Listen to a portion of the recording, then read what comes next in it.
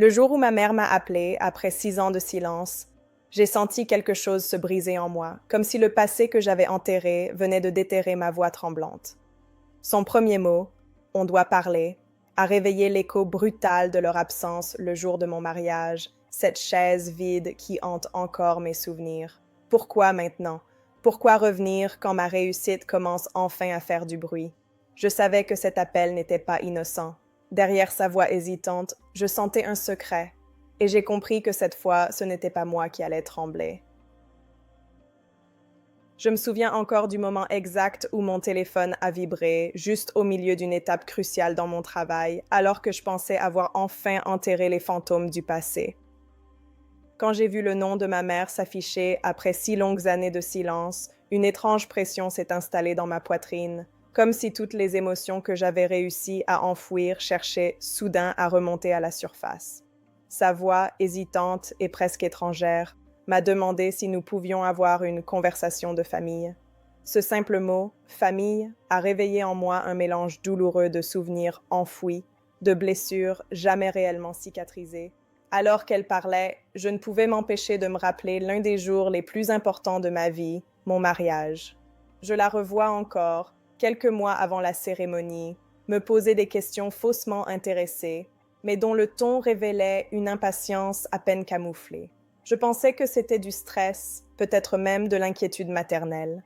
Pourtant, ce n'étaient que des signes que je n'étais pas prête à interpréter. Leur absence totale la semaine précédant mon mariage aurait dû me mettre la puce à l'oreille, mais l'espoir naïf que mes parents finiraient par être fiers de moi m'aveuglait encore. Le jour de mon mariage, alors que tous les invités se retournèrent vers moi avec des sourires sincères et des regards émus, une place restait vide, comme une blessure ouverte au milieu du bonheur que j'essayais de célébrer. Ni ma mère, ni mon père n'étaient venus, malgré toutes leurs promesses, malgré toutes mes attentes, malgré toutes ces années où j'avais tenté de mériter leur amour. Leur absence n'était pas un oubli, ni un accident, c'était une décision. Une déclaration silencieuse sur la valeur qu'ils m'accordaient réellement. Lorsque ma mère me parla au téléphone ce jour-là, je sentis le même décalage émotionnel que j'avais ressenti toute ma vie. Leurs mots n'étaient que des habits polis jetés sur un corps de désintérêt. Elle voulait parler, disait-elle. Mais moi, j'entendais surtout ces années où son soutien m'aurait été vital, ces moments où j'aurais eu besoin d'un simple « je suis là » et où elle avait choisi de disparaître. L'appel ravivait des sensations que j'avais tenté de transformer en force, mais qui brûlaient encore. À cet instant précis, en tenant ce téléphone entre mes doigts tremblants, j'ai compris que ma relation avec eux avait toujours reposé davantage sur des obligations imposées que sur un amour réel. Ce n'était pas du rejet soudain, c'était la continuité d'une vie où je n'avais été qu'une extension de leurs attentes.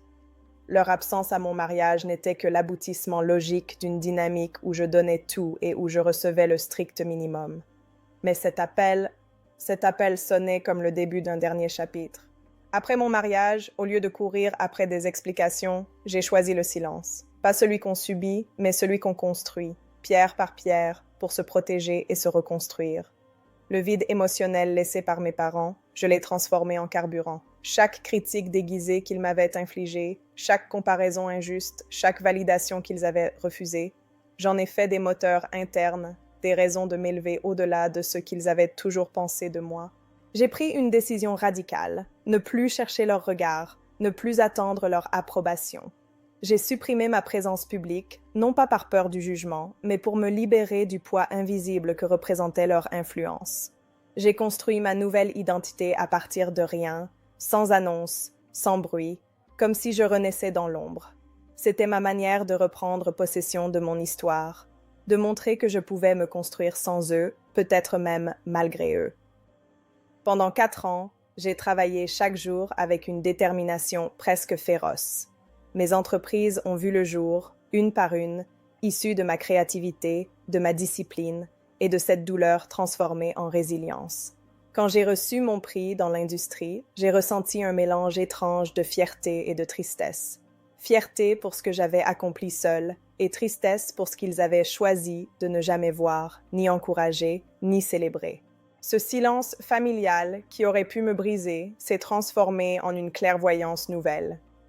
J'ai compris que certaines absences ne sont pas des vides, mais des espaces où l'on peut enfin respirer. Leur rejet n'était plus une blessure, mais une libération. Je n'attendais plus rien d'eux, et cette absence d'attente m'a donné une liberté que je ne connaissais pas auparavant. Chaque réussite était une preuve silencieuse que je pouvais m'élever sans être portée. Chaque obstacle franchi était un rappel que la valeur ne dépend jamais de ceux qui refusent de la voir. J'avais reconstruit ma vie brique après brique, non pour leur prouver qu'ils avaient eu tort, mais pour me prouver que j'avais raison de me choisir, moi avant tout. Lorsque mes parents ont finalement décidé de reprendre contact, ce n'était pas par amour ni par regret, mais parce que mon nom commençait à apparaître dans les journaux. Je le savais au fond de moi, avant même de les voir.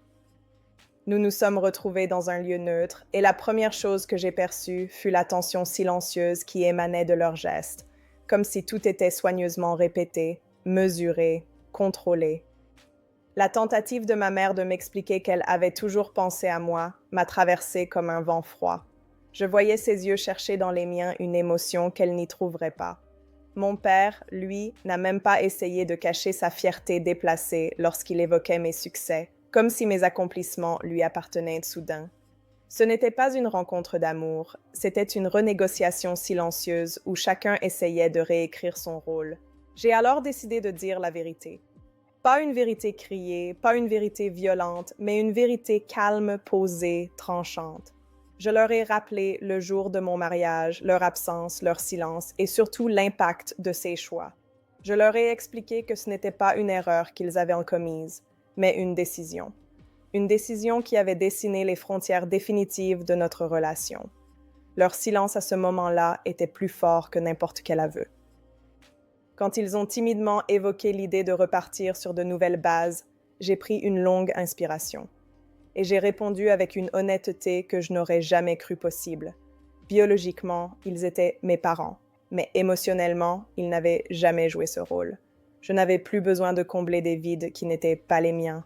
Leur présence ne pouvait pas rattraper des années de distance, ni inverser une vérité que j'avais reconstruite seule. Avant de partir, j'ai posé devant eux le dossier d'un fonds de bourse portant le nom d'une personne qui m'avait réellement soutenue, une personne qui avait été présente quand eux ne l'étaient pas. Leur nom n'y figurait nulle part. C'était ma façon de redéfinir la notion de famille, non pas un lien imposé, mais un lien mérité.